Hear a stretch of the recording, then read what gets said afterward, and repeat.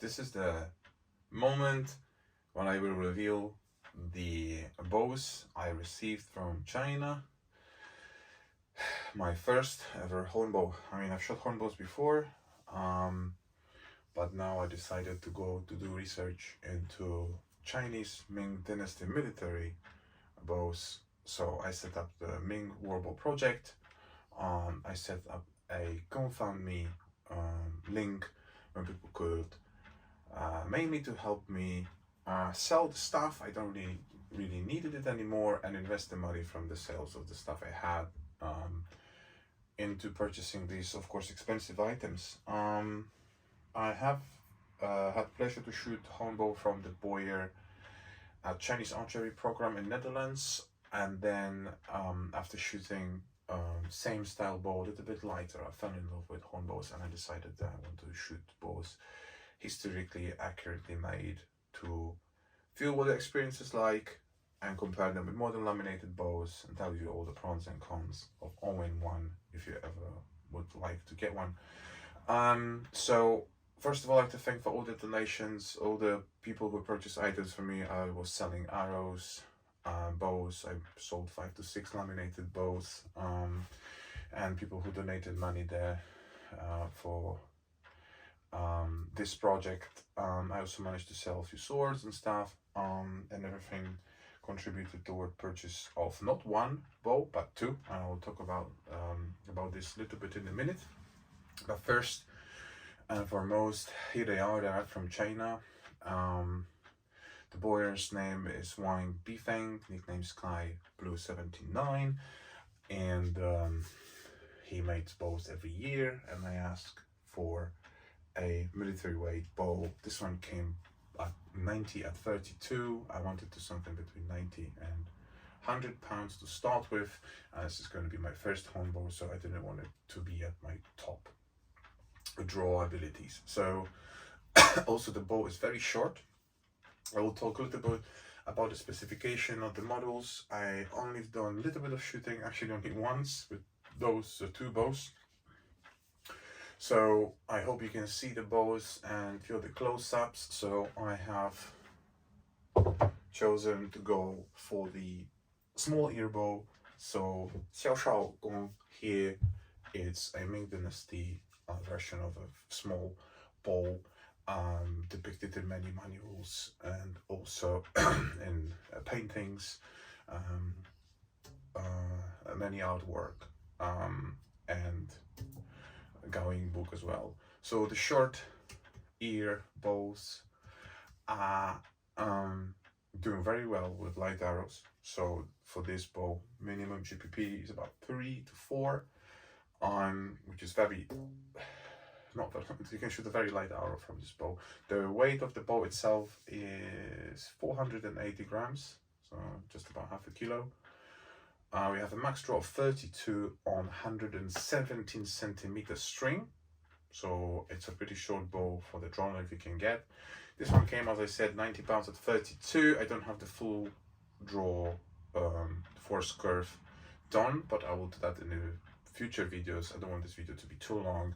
So the bows are, decorations are very minimal. We have a bone layer on the tips on both sides. There is no string bridge. The bow makes contact with the xia, the shell bit, the ear here, and it's decorated very neatly with the birch bark.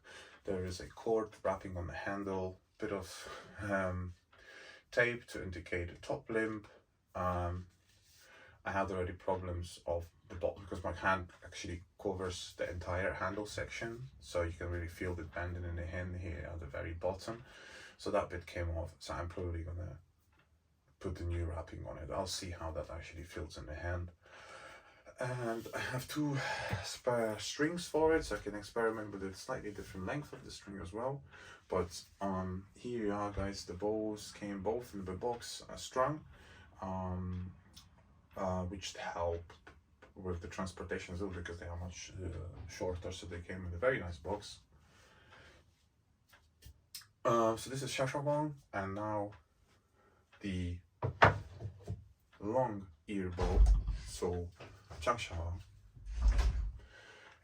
And the second bow, it's a little bit lighter in the draw weight. This one came about 70 at 32. So boy, I also wanted a heavier bow, but I was thinking maybe I'll need something lighter to take it down a shooting range to the woods. And also this is one of my favorite designs with the longer limb. This bow is actually the actual beauty at the full draw. I had a chance to shoot it at the Rove over the 2 weekends ago, and I can show you some footage of it. It is an absolute beauty.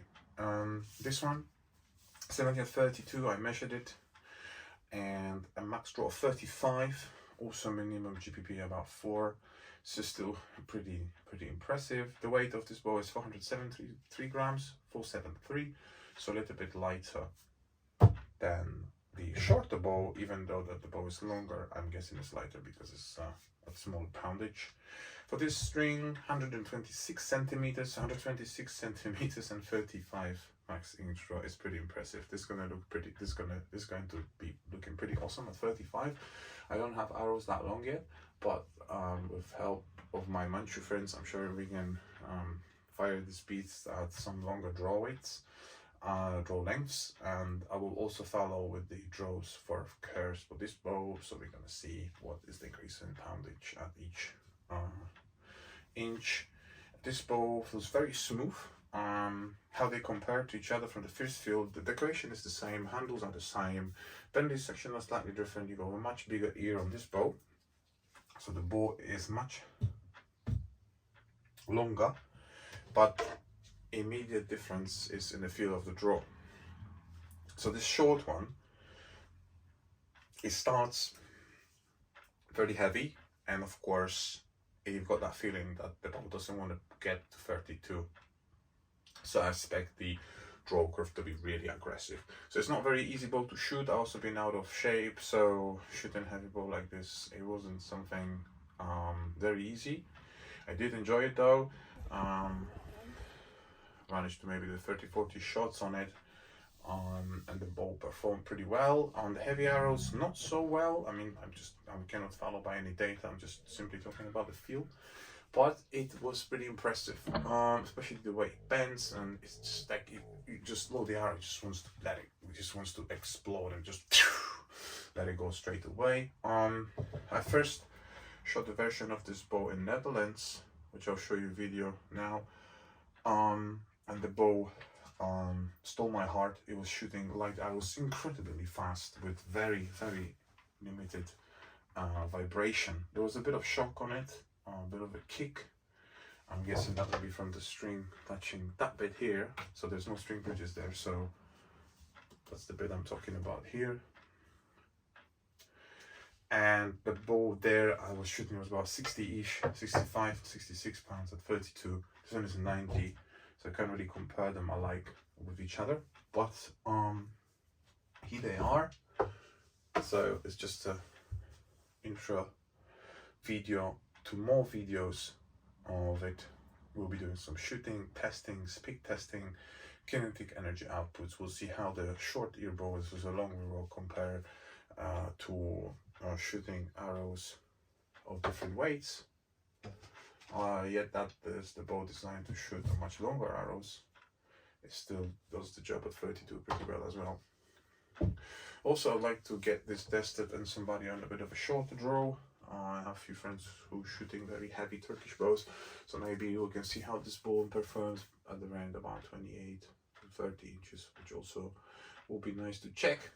But yeah, here they are. So thanks again for all the donation, all the support you guys send out to myself.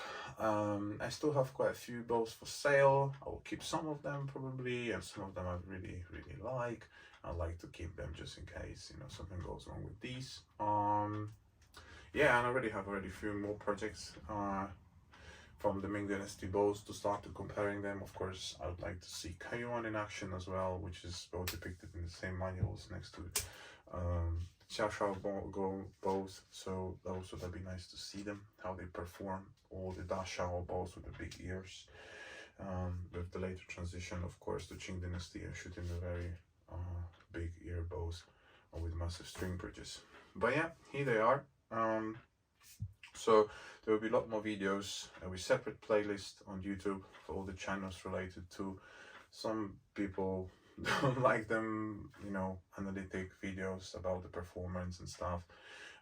So there will be different videos about, you know, me shooting it in the woods and me shooting it on the roving fields, and then also data, speed tests, etc, etc. So here they are. Happy New Year, and I see you with more videos.